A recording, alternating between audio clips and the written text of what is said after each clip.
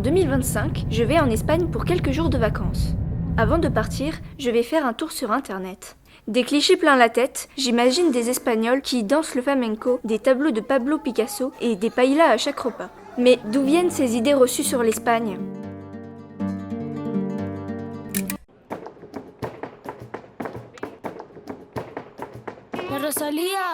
Aujourd'hui, sur le devant de la scène, le flamenco était autrefois une culture marginale. Né au XVIIIe siècle des communautés gitanes, maures et juives, les peuples pauvres et opprimés d'Andalousie, il a fallu attendre plus d'un siècle pour que le flamenco soit reconnu comme un art à part entière. Il fait aujourd'hui partie intégrante de la culture espagnole.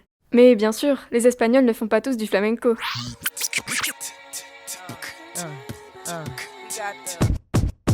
Et la corrida. Vous avez oublié la corrida ? Moi j'adore la corrida. Moi je trouve ça beau, mais aussi très cruel. Enfin, c'est fascinant, n'est-ce pas ?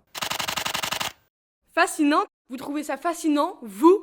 La mort d'un animal ? Vous tuez des animaux pour le plaisir ? Et vous osez vous dire humain ?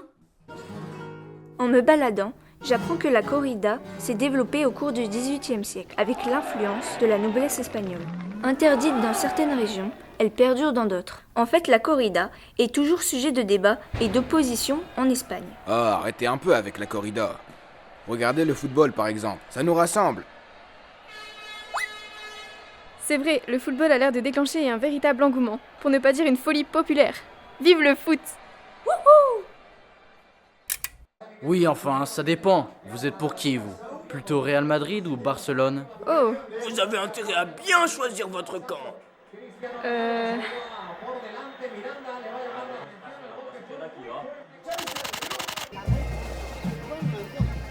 Ah, une grande fête populaire. Il y en a beaucoup en Espagne.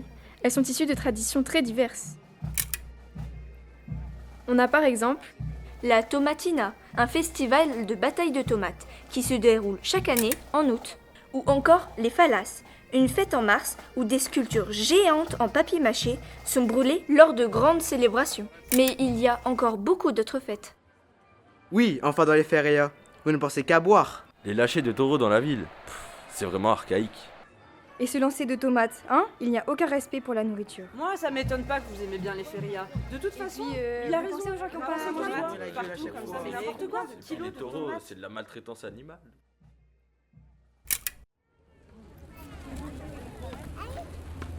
Je raconte mon voyage à mon amie mexicaine. Oh, il fait froid. En lui montrant mes clichés, photographiques bien sûr. En discutant avec elle, je me dis qu'en fait, les Espagnols sont comme tout le monde. Ils sont tous différents.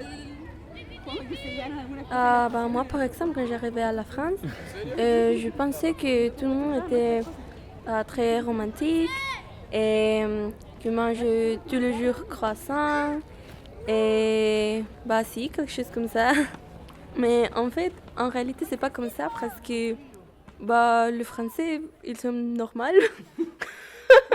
Ok.